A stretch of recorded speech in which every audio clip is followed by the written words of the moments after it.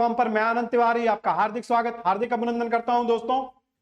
और जैसा कि हम मौर्यों पे चर्चा कर रहे हैं, तो अभी तक आपने मौर्यों का जो भी राजनीतिक इतिहास है वो देखा, और आज आपका मौर्यों का जो प्रशासन है ये महत्वपूर्ण, क्या बहुत ही महत्वपूर्ण है। और यहां से आपके कोई भी ऐसी परीक्षा नहीं है जहां पर आपके समय समय पर प्रश्न ना बनते हों।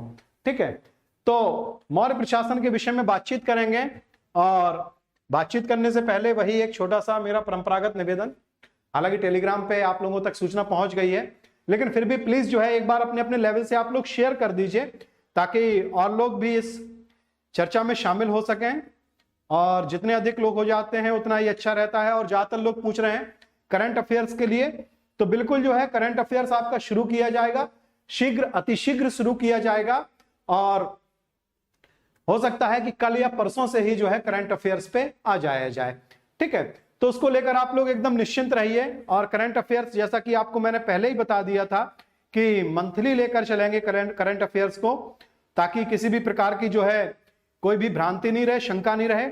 और जो भी आपका एग्जाम है, एग्जाम से 5-6 महीने पहले तक का आपका जो करंट अफेयर्स होता है वो बहुत ही महत्वपूर्ण होता है। तो कोशिश करेंगे कि आपका 5-6 महीने का जो करंट अफेयर्स हो वो इस प्रकार से कराया जाए कि वो आपका जो है पूरी तरह से आपकी पॉकेट में आ जाए। ठीक है, और जो लोग भी पूछ रहे थे सर इतिहास की क्लास बंद होगी, तो मैं पहले ही बता दिया था कि भाई ये डेमो क्लास है, और जो डेमो क्लास होती है ये क्लास इसलिए होती है ताकि आप लोग परीक्षण कर सकें, या आप लोगों के लिए एक अवसर होता है कि आप लोग, यदि लगता है आप लोगों को कि हमारी अपनी योग्यता क्षमता या हम आपकी अपेक्षाओं पे खरे उतरते हैं या उतर सकते हैं, या आगे जो है आपकी सफलता में हम सहायक बन सकते हैं, ठीक, तो आप हमको ज्वाइन कीजिए। ठीक है, और जहां तक आप लोग कह रहे थे ना रुकने वाली क्लास या आबाद गति से चलने वाली जो क्लास रहेगी वो आपकी समसामयिकी या आपकी करंट अफेयर्स की क्लास रहेगी। ठीक, और बहुत संभव ये आपकी कल या परसों से आपकी शुरू हो जाएगी। ठीक है, और जिस प्रकार से प्रैक्टिस सेट आप लोगों के लिए लेके आते हैं, और वो प्रैक्टिस सेट आपके पीसीएस है, आरओ है, या आपके अन्य जो भी परीक्षाएं हैं, ऐसा नहीं है कि अगर आपका पीसीएस आरओ का आपका प्रैक्टिस सेट है तो आपको अन्य परीक्षाओं में मदद नहीं करेगा। और करंट अफेयर्स इस तरीके से लेके चलेंगे कि सभी परीक्षाओं के लिए आपका होगा। सभी परीक्षाओं का मतलब सभी परीक्षाएं ही हैं। ठीक, और इस पे कुछ ज्यादा बताने की आवश्यकता नहीं है क्योंकि इसके पहले करंट अफेयर्स चला है। ठीक है, तो चलिए, बिल्कुल बताया मैंने मुनेंद्र त्यागी जी, मैंने अभी आप सभी लोगों के प्रश्नों के उत्तर दे दिए हैं। ठीक है, तो चलिए आते हैं मौर्य प्रशासन पे। और पहली चीज तो यही है कि जो मौर्य प्रशासन है, तो किसी भी प्रशासन के विषय में जब भी हम बातचीत करते हैं तो बिल्कुल क्रमवार ही चर्चा करेंगे कि जो मौर्य प्रशासन है इसकी जानकारी के स्रोत क्या हैं, मींस वो कौन कौन से सोर्सेज हैं जहां से हमें मौर्य प्रशासन के विषय में जानकारी मिलती है। तो पहली चीज यह है आपका अर्थशास्त्र, और इसके रचयिता बताने की तो आवश्यकता है नहीं है, कौटिल्य। और एक मैं फैक्ट गलत बता गया था तो उसको मैं संशोधित करना चाहूंगा। मैंने अर्थशास्त्र में धोखे से बता दिया था श्लोकों की संख्या 4000, उसको आप करेक्शन कर लीजिए। इसमें जो आपके श्लोकों की संख्या है ये आपकी 6000 है या 6000। महत्वपूर्ण भी है, तो हो जाता है कभी कभी जो है कुछ दूसरे फैक्ट चलते रहते हैं। ठीक, तो अर्थशास्त्र में श्लोकों की संख्या आपकी कितनी है? 6000 है। अर्थशास्त्र से जानकारी मिल रही है। दूसरी चीज जो जानकारी हमको मिलती है मौर्य प्रशासन के विषय में वो है मेगास्थनीज की पुस्तक इंडिका। तो इसमें आपने देखा था कि इंडिका पे जब हम बातचीत कर रहे थे तो आपने देखा कि नगर प्रशासन के विषय में भी जानकारी दे रहा है, राजस्व प्रशासन के विषय में भी जानकारी देता है, साथ ही साथ सैन्य प्रशासन के विषय में भी जानकारी प्राप्त होती है।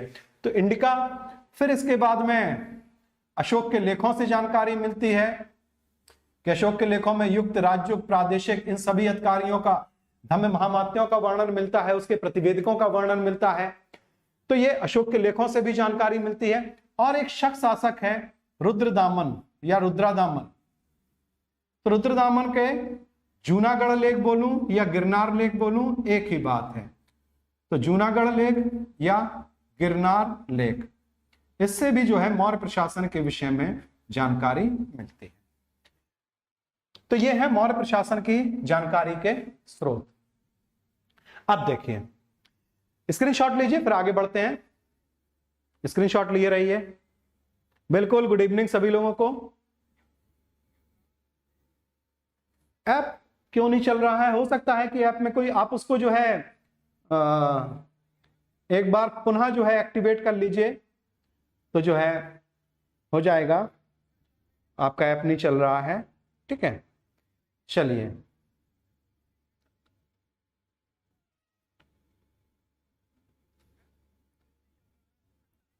चलिए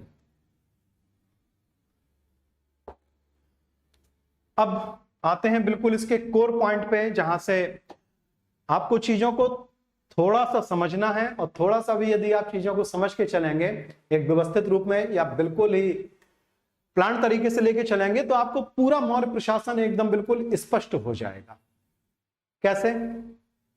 देखिए, जो मौर्य प्रशासन है, और बिल्कुल वहीं से आपके क्वेश्चन भी बनते हैं, तो सबसे जरूरी होता है कि किसी भी संदर्भ को आप पढ़ रहे हैं, और यदि संदर्भ आपका बड़ा है तो उसको आप छोटे छोटे टुकड़ों में, खंडों में आप तोड़ लीजिए। ठीक वैसे ही जैसे तैयारी के दौरान, या आपका जो तैयारी का नियम है वो जैसा कि कहता है कि आप जो है अपने विषयों को छोटे छोटे उपखंडों में तोड़ लेते हैं। आज इतना पढ़ना है, उतना पढ़ना है, छोटे छोटे से लक्ष्य बनाते हैं, और फिर वही जो है आपके बड़े लक्ष्य की पूर्ति में सहायक होते हैं। तो बिल्कुल वैसे ही आप तोड़ेंगे इसको। मौर्य प्रशासन में आप देखेंगे कि एक तो जो है आपका केंद्रीय प्रशासन है। केंद्रीय प्रशासन का मतलब है कि केंद्र में कौन कौन बैठा है, कि राजधानी में कौन कौन से प्रशासनिक अधिकारी हैं, उनका अपना महकमा क्या है। जैसे कि आज की तारीख में आप भारत में देखते हैं कि केंद्र सरकार, दिल्ली सरकार, तो वहां पे कौन कौन से आपके अधिकारी हैं। फिर केंद्र को ही आप तोड़ते हैं काहे में, फिर भारत में आप क्या देखते हैं, प्रांत। तो प्रांत में कौन कौन बैठा हुआ है, तो प्रांत में पता पड़ा आपके राज्यपाल बैठे हुए हैं, मुख्यमंत्री बैठे हैं, और उनकी अपनी पूरी प्रशासनिक व्यवस्था है। तो प्रांतीय प्रशासन कि केंद्र, केंद्र के बाद में प्रांतीय प्रशासन। फिर प्रांतों को विभाजित किया जाता है मंडलों में, जिन्हें आप जानते हैं कमिश्नरी। और इसको मैं ऐसे किए दे रहा हूं क्योंकि इस पे कोई विशेष जो है, इनका कोई विशेष महत्व तो नहीं है। और विशेष महत्व इसलिए नहीं है क्योंकि इनके विषय में कोई विशेष जानकारी मिलती नहीं। फिर मंडलों के नीचे आपकी जो प्रशासनिक इकाई होती है वो क्या होती है, तो वो आपके हो जाते हैं जिले। तो जिले में आपके कौन कौन से अधिकारी आप देखते हैं, तो जिले में आपके डीएम साहब बैठे हुए हैं, अन्य पूरा का पूरा प्रशासनिक महकमा बैठा होता है। और फिर आप आ जाते हैं सबसे अंत में, कहां पे आप आ जाते हैं, गांव।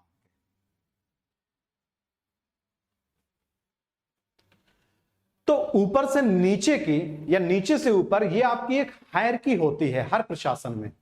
जैसे आज हायरकी है गांव, गांव से ऊपर जिला, जिले से ऊपर आपका कमिश्नरी या मंडल, उससे ऊपर प्रांत, और सबसे ऊपर आपका क्या है, केंद्र है।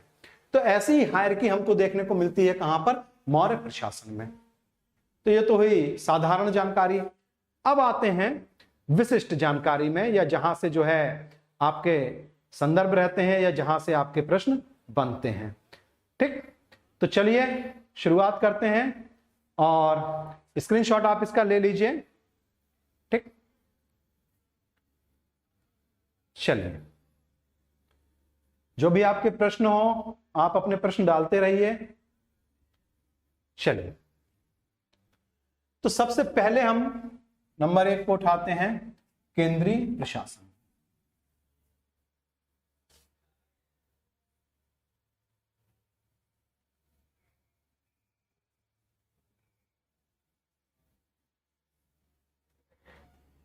तो जो आपका केंद्रीय प्रशासन है, कि जो उनकी राजधानी थी पाटलिपुत्र। तो पाटलिपुत्र में कौन कौन बैठे हुए हैं? सबसे महत्वपूर्ण कौन है? राजा। तो राजा को थोड़ा सा मैं नीचे लिख रहा हूं, फिर इसके बाद में आप देखेंगे इनके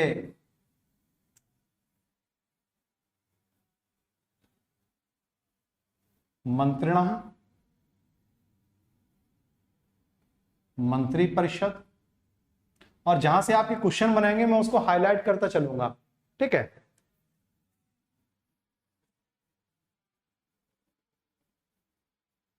विभाग,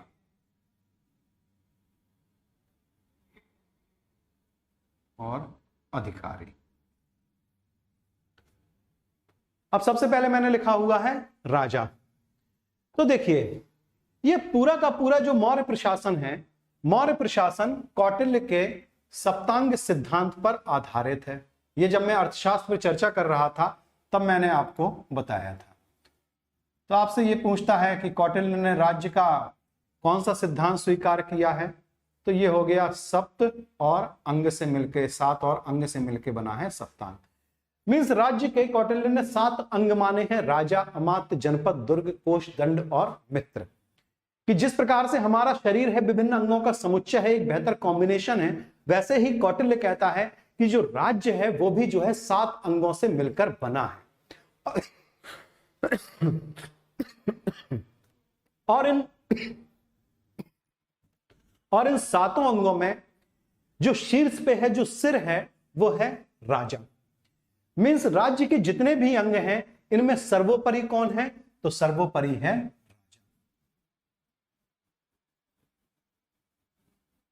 सबसे ऊपर है राजा को। वो क्या कहता है? यह भी प्रश्न आपसे पूछता है। राजा सर्वोपरि है और राजा राज्य रूपी शरीर का सिर है। तो एक बार आपसे क्वेश्चन सुमेलित कराया था कि राजा की तुलना कौटिल्य किससे करता है? तो किससे करता है? सिर से करता है। कि अगर सिर कट जाए तो पता पड़ा शरीर बेकार, मर जाएगा, हाथ पैर कट जाए तब तो बना रहेगा। तो वो कहता है कि राजा सर्वोपरि है, सबसे महत्वपूर्ण है, सबसे ऊपर है, राजा सिर है। और फिर वो कहता है कि मेरा राजा जो है सबसे ऊपर है। तो प्रश्न उठता है कि भाई अभी तो आपने कह दिया सिर है, तो सिर तो सबसे ऊपर होता ही है, और किससे ऊपर आप ले जाना चाहते हैं? तो कौटिल्य कहता है कि मेरा राजा धर्म से, चरित्र से और व्यवहार से भी ऊपर है। 3 शब्द लेकर आ रहा है। शब्दों को आप, शब्द इतने महत्वपूर्ण नहीं है, उसका जो संदर्भ है वो महत्वपूर्ण है। तो मैंने हाईलाइट जिसे किया हुआ है ब्लू से, वहां से आपका प्रश्न है, इतना याद रखिएगा आप, ठीक। क्या कह रहा है कौटिल्य? राजा निरंकुश है। निरंकुश का मतलब है कि जिस पर कोई अंकुश ना हो। और अंकुश किसका किसका होता है? तो वो कहता है कि धर्म, चरित्र और व्यवहार। कि वो कहता है कि राजाज्ञा, राजा की जो भी आज्ञा है, राजा के जो शब्द हैं वो धर्म से ऊपर है। कि धर्म में क्या कहा गया, क्या नहीं कहा गया। अगर राजा धर्म के अनुसार बोल रहा है तो सही है, और अगर धर्म से ऊपर जाके व्याख्या कोई बोल रहा है, कोई शब्द बोल रहा है, तो वही शब्द सही है। पहली चीज।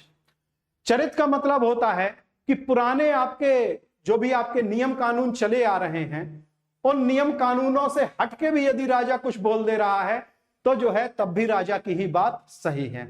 और फिर वो कहता है कि जो आपके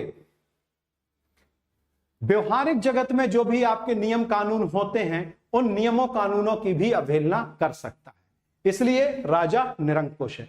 लेकिन वो ये कहता है कि मेरा राजा निरंकुश होते हुए भी किसी का अहित नहीं करता है।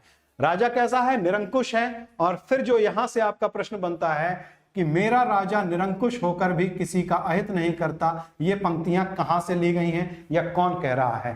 तो ये पंक्तियां कहां से ली गई हैं कि मेरा राजा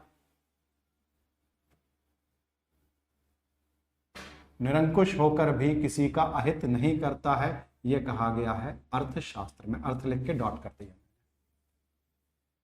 क्लियर? तो ये तो ही राजा की स्थिति कि राजा टॉप पे है। आ जाइए मंत्रणा। तो आप देख रहे हैं दो ये आपके मिलते जुलते शब्द हैं, मंत्रणा और मंत्री परिषद। ये ठीक वैसा ही है जैसे आज की हमारी स्थिति है कि जैसे आप पढ़ते हैं कि भारतीय संविधान में केवल एक अनुच्छेद है, अनुच्छेद 352। वहां पे आपका एक शब्द आया है और वो शब्द आया है मंत्रिमंडल। आपसे पूछा भी जाता है कि संविधान में किस स्थान पे जो है आपका मंत्रिमंडल शब्द आया है। बाकी हर जगह संविधान में आपका जो शब्द आया है वो आया है मंत्रिपरिषद।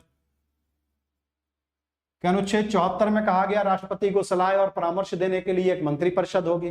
75 में बताया गया है उनकी नियुक्ति क्या होगी, उनके कार्यकाल क्या होंगे, उनके उत्तरदायित्व क्या होंगे। ठीक, बाकी हर जगह मंत्रिपरिषद शब्द आया, तो इसका मतलब है कि मंत्रिपरिषद और मंत्रिमंडल में अंतर है। मंत्रिपरिषद में आपके सभी मंत्री शामिल हो जाते हैं। कैबिनेट मंत्री, कैबिनेट मंत्री का मतलब है सबसे महत्वपूर्ण मंत्री, प्रधानमंत्री है, वित्त मंत्री है, रक्षा मंत्री है, गृह मंत्री हैं, तो ये सारे के सारे आपके जो है कैबिनेट मंत्री हैं। तो कैबिनेट मंत्री भी शामिल होते हैं, राज्य मंत्री भी शामिल होते हैं और उपमंत्री भी शामिल होते हैं, और इन सभी का समूह कहलाता है मंत्री परिषद। और उसी मंत्री परिषद का एक छोटा सा आपका सबसेट है मंत्रिमंडल, और इसमें केवल और केवल कौन शामिल होते हैं, महत्वपूर्ण विभागों के मंत्री, ये आपके कैबिनेट मंत्री। तो ठीक वैसा ही अंतर है यहां पे काहे में, मंत्रणा और मंत्री परिषद में, ठीक वैसा ही अंतर है।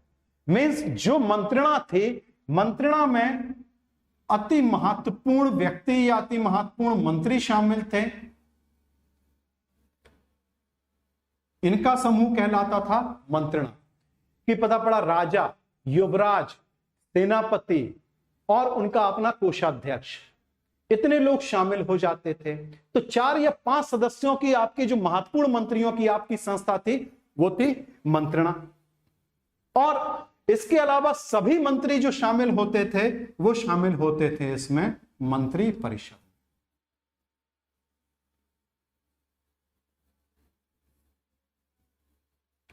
अब एक चीज अच्छी बताई है कौटिल्य ने। कौटिल्य ने मंत्री परिषद में, अर्थशास्त्र में मंत्रियों की संख्या नहीं बताई, बता देते तो एक एक्स्ट्रा फैक्ट रखना पड़ जाता। लेकिन कौटिल्य ये कहता है कि बड़ी मंत्री परिषद रखना राज्य के या राजा के हित में होता है। और वो कहता है कि जिस प्रकार से एक पहिए से गाड़ी नहीं चल सकती, कोई वाहन नहीं चल सकता है, वैसे ही बिना मंत्रियों के सहयोग के कोई राज्य नहीं चल सकता, कोई शासन नहीं चल सकता। और ये जो कौटिल्य का कथन है ये महत्वपूर्ण है, जहां से आपका प्रश्न बनता है कि कौन कहता है जिस प्रकार से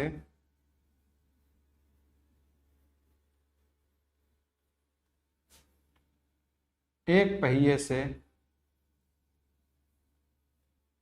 गाड़ी नहीं चल सकती,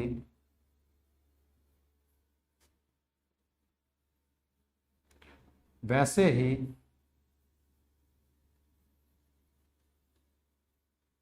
बिना मंत्रियों के शासन नहीं चल सकता। चल सकता कौन है ये कहने वाले? ये कहने वाले हैं कौटिल्य। मोस्ट इंपॉर्टेंट, ये आपसे एज इट इज कथन आपसे पूछा जा सकता है।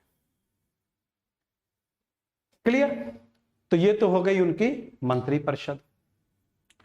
फिर इसके बाद में विभाग भी उसने बताए हैं कि केंद्र में कौन कौन से विभाग होते। जैसे आज की तारीख में आप देखते हैं कि उन्होंने कहा भाई इनको जो है वित्त विभाग दे दो, इनको जो है होम मिनिस्ट्री दे दो। तो अलग अलग विभागों के आपके अलग अलग मंत्री होते हैं। तो अगर आप आधुनिक भारत में पढ़ते हैं तो आप पढ़ते हैं कि इस प्रकार की जो आपकी विभागीय व्यवस्था है ये लेके आया था जो आपका गवर्नर जनरल था कैनिंग। और प्राचीन काल में इस प्रकार की जो विभागीय व्यवस्था है ये कहां पे दिख रही है हमको? अर्थशास्त्र में। तो कौटिल्य कहता है कि ये जो विभाग हैं इन विभागों को अर्थशास्त्र में नाम दिया गया है तीर्थ। और इसके आगे मैं लिख रहा हूं मोस्ट इंपॉर्टेंट। तो पहला तो आपसे क्वेश्चन यही पूछ लेता है कि अर्थशास्त्र में विभागों को क्या कहा गया है? तो विभागों को क्या कहा गया है? तीर्थ। और दूसरा आपसे प्रश्न पूछता है कि ये जो आपके विभाग थे इनकी संख्या कितनी थी? इनकी संख्या थी 18। तो विभागों को क्या कहा गया है? तीर्थ कहा गया है। और विभागों की संख्या कितनी थी? 18। दोनों से आपका प्रश्न बनता है। और फिर इसके बाद में सबसे नीचे मैंने लिखा हुआ है अधिकारी।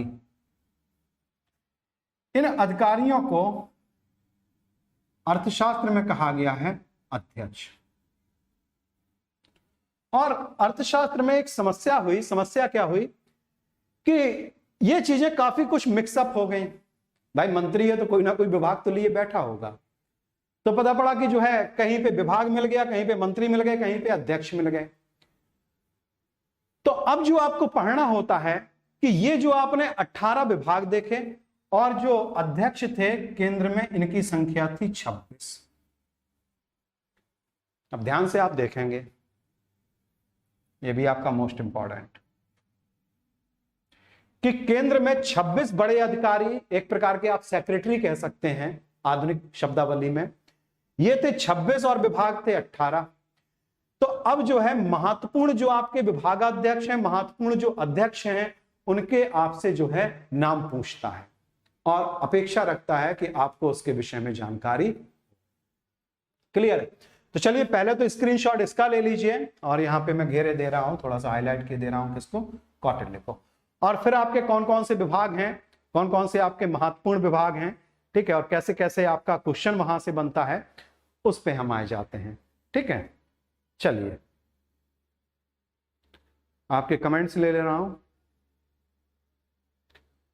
सशस्त्र विद्रोह राष्ट्रीय आपात में कौन कौन मूल अधिकार रहते हैं? मदन निषाद जी, ओके, अच्छा उत्तर दे दिया अभिषेक जी ने। 19, 20, 21 बिल्कुल एकदम सही है अभिषेक जी, आप गुड, बिल्कुल आपको उत्तर मिल गया मदन जी।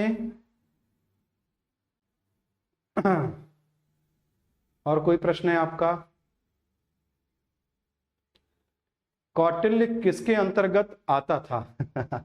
कौटिल्य एक्चुअली पुरोहित थे या राजा के जो है लीगल एडवाइजर थे। ठीक है, तो कौटिल्य आपके, अच्छा इसमें इसके संदर्भ में यदि आप पूछ रहे हैं तो कौटिल्य का जो पद था, ये पद इसके अंतर्गत था, मंत्रणा के अंतर्गत था। ठीक है, और आगे चल के आप देखेंगे कि अशोक के समय पे वो पद समाप्त कर दिया गया। अशोक के समय पुरोहित का या उनके जो परामर्शदाता थे उनका पद ही नहीं रहा। ठीक है, चलिए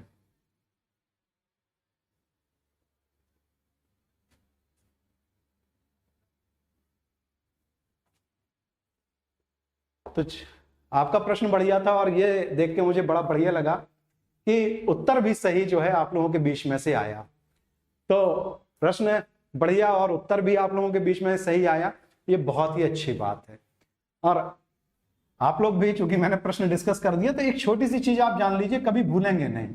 आपने पूछा सशस्त्र विद्रोह,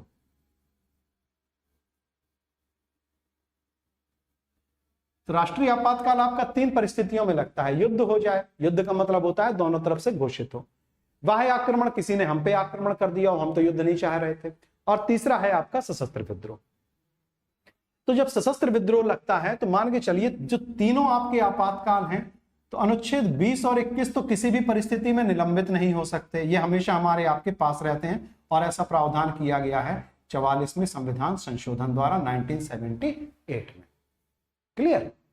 1978 में 44वां संविधान संशोधन किया गया और उसमें कहा गया 20-21 किसी भी परिस्थिति में निलंबित नहीं होंगे। इसका मतलब है जो हमारा मूल संविधान जो 26 नवंबर 1949 को लागू हुआ था, उसमें यह प्रावधान था कि सभी मूलाधिकार स्थगित हो जाएंगे, तभी तो आपने संविधान संशोधन किया। तो सशस्त्र विद्रोह में 19 भी स्थगित नहीं होता, मींस ये हमारे आपके पास में रह जाता है।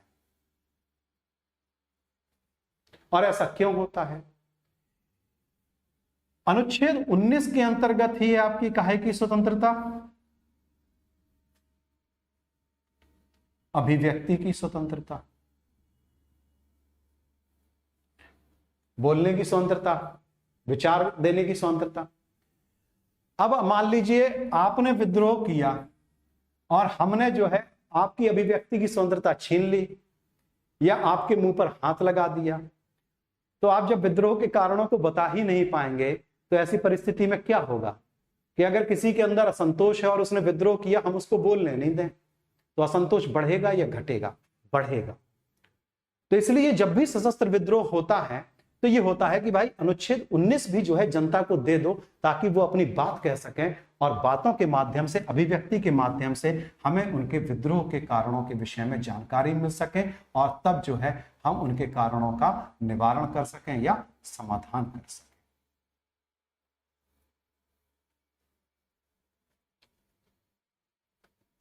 क्लियर? चलिए आगे बढ़ते हैं। तो आते हैं मौर्य प्रशासन पे। ठीक है, आपातकाल किसी और दिन डिस्कस कर लेंगे बढ़िया से। ठीक है,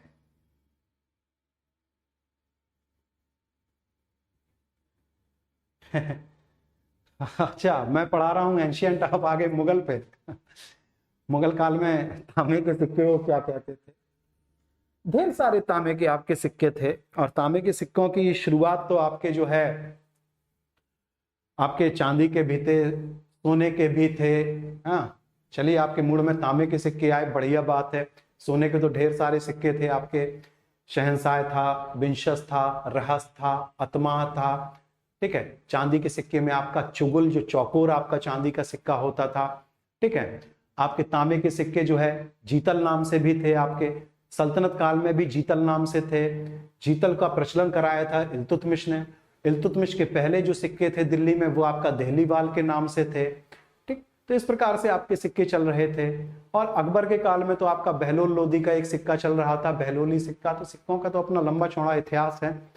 और चलिए आगे बढ़ते हैं।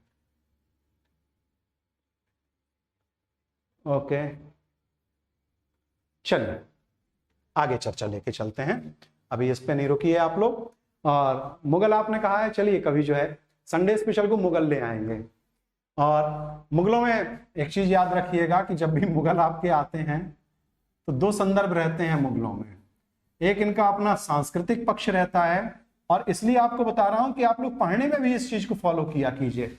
और दूसरा इनका राजनीतिक पक्ष है या राजनीतिक इतिहास। आप देखेंगे राजनीतिक इतिहास से कभी कभार आपको क्वेश्चन पूछ लिए जाएं, बाकी जितने क्वेश्चन आएंगे मुगलों में आप देखेंगे हमेशा सांस्कृतिक पक्ष से आते हैं। और जब आप दिल्ली सल्तनत पढ़ते हैं तो वहां पे आप देखेंगे राजनीतिक इतिहास से ज्यादा प्रश्न है, सांस्कृतिक इतिहास से कम है। तो आप लोग पढ़ने में इसी चीज को फॉलो कीजिए, क्योंकि तैयारी का मतलब जो है समग्र अध्ययन नहीं होता है। तैयारी का मतलब होता है जो आपके महत्वपूर्ण पक्ष हैं वो आपको हमेशा तैयार रहें, और बाकी चीजों में आपका एक जनरल आपने स्टडी किया हुआ है, आप एग्जामिनेशन हॉल में जाएंगे, आप जो है सफलता जरूर प्राप्त करेंगे। और इतिहास जैसा जो लेंदी विषय होता है, इसमें यदि आप सोचेंगे कि हम जो है बिल्कुल हर चीज बिल्कुल रट जाएं, ऐसा संभव नहीं है। ठीक है, समस्या हो जाएगी। चलिए खैर, तो सबसे पहले हम उठाते हैं किसको? विभागों को। विभागों से आपके, तो पहली चीज जो विभाग हैं अर्थशास्त्र में, पहला प्रश्न मैंने आपको बताया कि जो विभाग हैं इनको क्या कहा गया है? तो इनको कहा गया है तीर्थ। और जो ये विभाग हैं इनकी संख्या कितनी है? इनकी संख्या है 18। और फिर हम आ जा रहे हैं कहां पर? महत्वपूर्ण विभाग। ये महत्वपूर्ण आपके तीर्थ कौन कौन से हैं? ठीक, तो इसमें पूरा आपका ब्लू सही रहेगा, क्योंकि जितने भी चीजें मैं लिखूंगा वो सारे के सारे आपके जो है महत्वपूर्ण ही रहेंगे। कि अब प्रधानमंत्री भी था इसमें, सेनापति भी था, तो ये इतने महत्वपूर्ण नहीं है। ठीक है, महत्वपूर्ण कौन है आपके?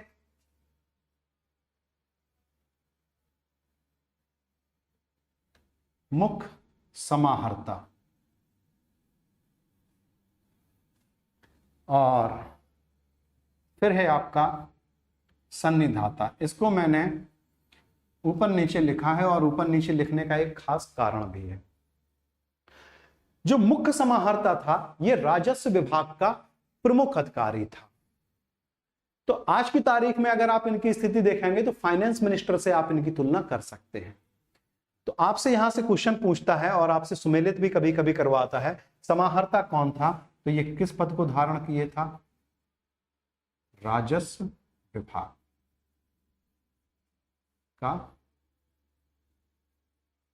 प्रमुख अधिकारी। अधिलिख के डॉट कर दे रहा हूं, समझ जाएंगे, राजस्व विभाग का। ठीक। और जो सन्निधाता होता था ये आपका कहलाता था कोषाध्यक्ष।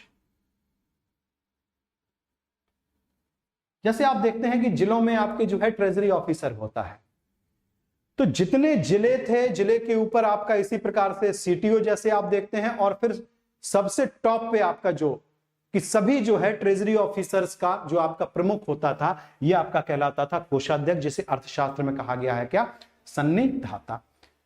क्लियर है। फिर इसके बाद में अगला जो है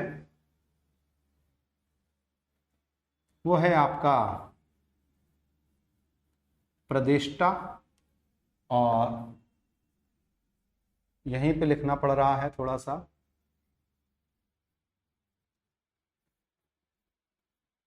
दूसरा आपका है व्यवहारिक। और इसको मैंने ऐसे लिखा हुआ है और उसका एक कारण भी है। जो व्यवहारिक है इसको जो है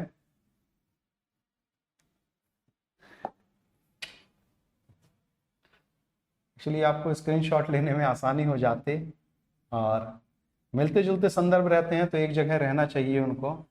इसको धर्मस्थ, चलिए आप यहां पे स्क्रीनशॉट ले लीजिए, इनको मैं आगे ही लिख दूंगा। ठीक है, आप यहां पे स्क्रीनशॉट इसका ले लीजिए। ठीक है।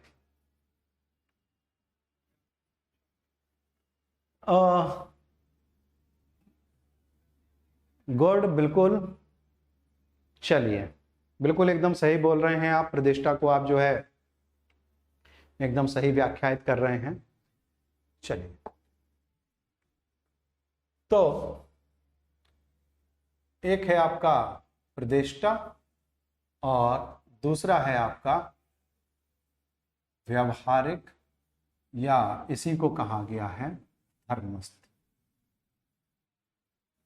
देखिए, जो आपका प्रतिष्ठा है और जो आपका व्यवहारिक है ये दोनों ही आपके न्यायाधीश हैं, दोनों न्यायाधीश हैं, लेकिन दोनों में अंतर है। ये जो आपका प्रतिष्ठा है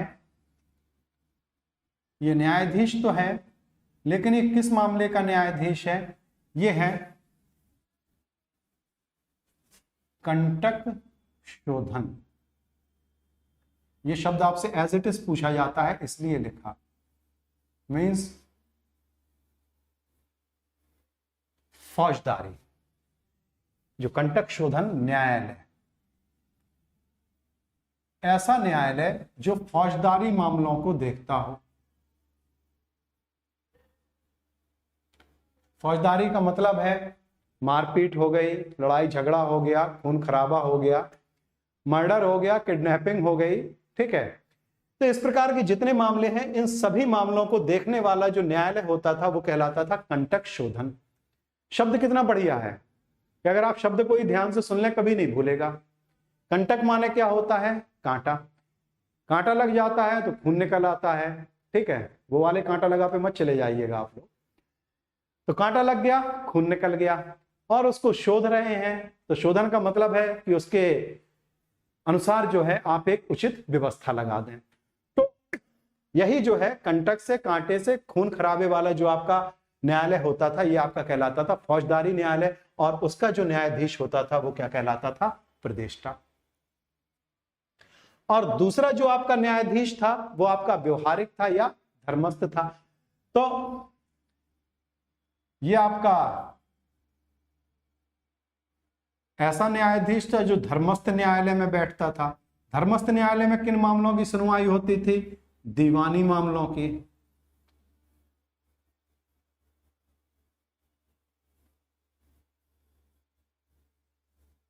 तो अब आप दीवानी का मतलब दीवाना दीवानी मत समझ जाइएगा। ठीक, अपने एज ग्रुप के अनुसार मत चले जाइएगा आप। ठीक, कंपटीशन के अनुसार बने रहिएगा। तो जो आपका दीवानी न्यायालय होता था जहां पे पैसे संबंधी कोई विवाद होते थे, आपका जमीन से संबंधित कोई विवाद हो गया, किसी ने आपका पैसा ले लिया, तो इस प्रकार के जो आपके विवाद होते थे, संपत्ति संबंधित जो विवाद होते थे, वो देखे जाते थे धर्मस्थ न्यायालय में, और इसका जो न्यायाधीश कहलाता था, यह कहलाता था आपका धर्मस्थ या व्यवहारिक। तो आपसे जो क्वेश्चन पूछता है बिल्कुल सीधा सीधा पूछ लेता है, कौन दीवानी मामले देखता था, कौन फौजदारी मामले का न्यायाधीश था, कंटक शोधन आपका किस प्रकार का न्यायालय था, या धर्मस्थ न्यायालय या व्यवहारिक न्यायालय आपका किस प्रकार का न्यायालय था। तो यहां से आपसे बिल्कुल इसी प्रकार से प्रश्न पूछता है और उसी प्रकार से आपको लिखे भी गए हैं। ठीक है, चलिए आगे बढ़ते हैं। ओके सर, आज आपने बहुत दुविधा मेरी क्लियर किया। ओके, अभी 5 मिनट पहले, आभार सर। चलिए, आपको भी खैर दुविधा दूर करना हमारा दायित्व भी है। अब आते हैं आगे। आगे में 3 चीजें आपकी एक साथ हैं, तो उनको मिला के ही लिखूंगा मैं।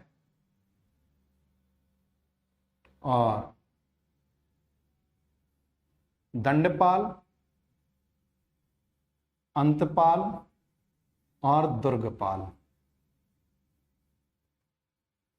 अब जैसे ही ये देखते हैं तो तीनों चीजें मिलती जुलती लगती हैं। जैसे यहां पे ये दोनों चीजें आपकी मिलती जुलती थी, ठीक, वैसे ही यहां पे ये तीनों चीजें मिलती जुलती लगती हैं। ये तीनों में पाल लगा हुआ है, ठीक है। और अब देखिए, इनके आप नाम से ही पकड़ लेंगे। कैसे पकड़ते हैं आप नाम से, कि आपको रटना नहीं है, बस केवल ध्यान से देखते चलिए। इसमें क्या लगा है? दंड। इसमें क्या लगा है? अंत। और इसमें क्या लगा है? दुर्ग। मैंने अभी आपको बोला था, ध्यान नहीं दिया होगा आपने शायद, मैंने कहा था कि राज्य के 7 अंग बताए हैं कौटिल्य ने: राजा, अमात्य, जनपद, दुर्ग, कोश, दंड और मित्र। दंड का मतलब है सेना। क्लियर हुआ? मीन्स ऐसा अधिकारी जो सेना की आवश्यकताओं की पूर्ति करता हो। कि सैनिक हैं, उनको वर्दी भी चाहिए, उनको अस्त्र शस्त्र भी चाहिए, उनको जो है घोड़े भी चाहिए, उनको रथ भी चाहिए, उनको रसद भी चाहिए। तो सेना की आवश्यकताओं की पूर्ति करने वाला जो आपका अधिकारी होता था, ये कहलाता था दंडपाल। तो ये क्या कर रहा है, और इसी से आप याद भी रखते हैं, नहीं तो इतने पाल आपको मिल जाएंगे कि आप जो है खुद ही भ्रमित हो जाएंगे।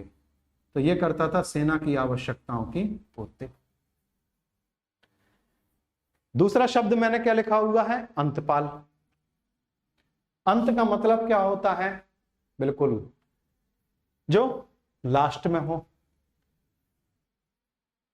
इसको भी आप देख लीजिए, कभी नहीं भूलेंगे। और फिर आपसे कह रहा हूं कि किसी भी विषय में जो 60% चीजें होती हैं, 60% चीजें केवल एक सटीक व्याख्या से आपके दिमाग में बैठ जाती हैं। 20% में मात्र जो है ट्रिक दी जा सकती है, और 20% आपकी स्वयं की मेहनत होती है। मैंने लिखा हुआ है अंतपाल। अंत का मतलब अंतिम। मीन्स अगर आप मौर्य साम्राज्य को देखेंगे तो इस प्रकार से आप देख सकते हैं। यहां पे मैंने बनाया नहीं, चलिए बना ही दें, हालांकि इसकी जरूरत नहीं थी। अब आप यदि देखें मौर्य साम्राज्य को, तो ये बाकी जो है इतने पूरे में फैला हुआ था, यहां तक आपका था, ठीक है। वो क्षेत्र जो है ये बाहर क्षेत्र, ठीक है। और यहां पे नेपाल वाला क्षेत्र भी। तो होता क्या था कि कई अर्ध स्वतंत्र जातियां रह रही थी। ये मैंने आपको राजनीतिक इतिहास में नहीं बताया, क्योंकि बताने की जीएस में आवश्यकता नहीं थी, इसलिए नहीं बताया। जैसे आप यहां पे देखेंगे गंधार, ये अर्ध स्वतंत्र थे।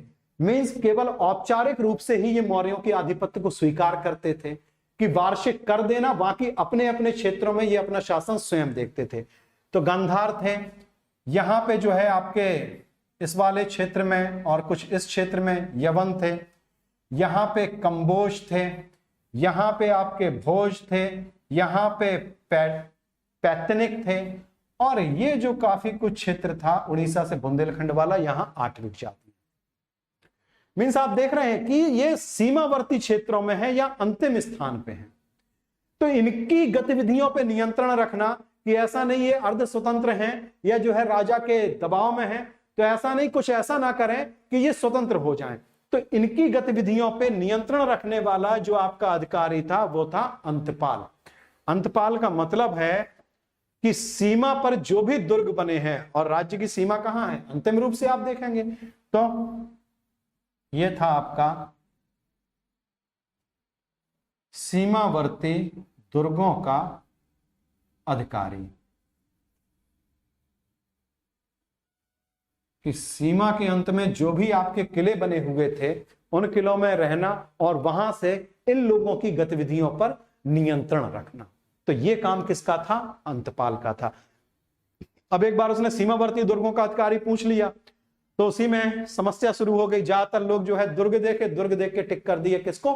दुर्गपाल, और प्रश्न गलत हो गया। और साधारण प्रश्न गलत होना इस प्रकार के कि थोड़ा सा भी यदि आप विवेक का परिचय देंगे तो आपका प्रश्न सही हो सकता है, तो ऐसे प्रश्न गलत नहीं होना चाहिए। फिर दुर्गपाल क्या कर रहा है, किसी को आप आगे देख लीजिए कि भाई आपके दुर्ग जो है सीमाओं पे भी बने हुए थे और साम्राज्य के अंदर भी बने हुए थे। तो साम्राज्य के अंदर के जितने भी आपके दुर्ग होते थे, किले होते थे, इनकी देखरेख करने वाला जो अधिकारी होता था वो आपका क्या कहलाता था? दुर्गपाल। अंतर केवल कितना है कि ये सीमावर्ती दुर्गों का था और ये साम्राज्य के भीतर के दुर्गों का प्रमुख अधिकारी। दंड माने हैं सेना की आवश्यकताओं की पूर्ति दंडपाल करेगा। अंतपाल मींस जहां पे साम्राज्य की सीमा का अंत हो रहा हो वहां पे जो दुर्ग बने हो वो आपका अंतपाल उसकी देखरेख करेगा, और देश के भीतर या साम्राज्य के भीतर जो आपके दुर्ग हैं उनकी देखरेख करने वाला जो आपका अधिकारी था वो था दुर्गपाल। क्लियर है? चलिए तो स्क्रीनशॉट ले लीजिए इसका। सर करंट अफेयर नहीं करा रहे हैं। बड़ा बढ़िया नाम है भाई आपका, परदेशी राणा। एक्चुअली मैंने शुरुआत में बताया शायद आप लेट आए हुए हैं। करंट अफेयर्स जल्दी ही, मोस्ट प्रॉब्ली हो सकता है कल या परसों से ही करंट अफेयर्स पे आ जाएं, ठीक है। और चलिए अच्छा है, चलिए इसका स्क्रीनशॉट ले लीजिए। और यहाँ पे आके आपका समय भी पूरा हो रहा है, तो जो भी आगे की आपकी चीजें रहेंगी उनको कल कंटिन्यू करेंगे, और जो भी आपकी क्लास रहेगी उसके विषय में आपको टेलीग्राम पे सूचित कर दिया जाएगा, ठीक है। तो थोड़ा सा विचार विमर्श करके, संस्था से विचार विमर्श करके और भागीश सर से विचार विमर्श करके ही जो है कोई निर्णय लूंगा, और फिर उसके आगे आपकी चीजें कंटिन्यू करूंगा, ठीक है। और जो आपका जो कल सेशन चला था जिस प्रकार से, तो उसके लिए भी मैं सर से निवेदन करूंगा, रिक्वेस्ट करूंगा कि उस सेशन को भी वीकली आपको दिया जाए या हफ्ते में 2 दिन दिया जाए, क्योंकि वो बढ़िया सेशन था और इस प्रकार की चीजें भी आप तक जब पहुंचती हैं तो आपके लिए बहुत ही अच्छा है, ठीक है। तो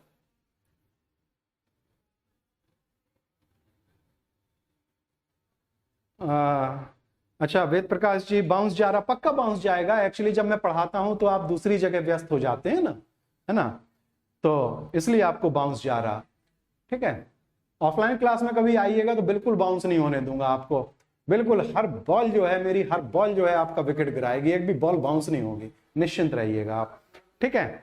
चलिए तो चलिए कल मिलते हैं पुनः इसी समय पे, तब तक के लिए आप सभी लोगों को बहुत बहुत धन्यवाद।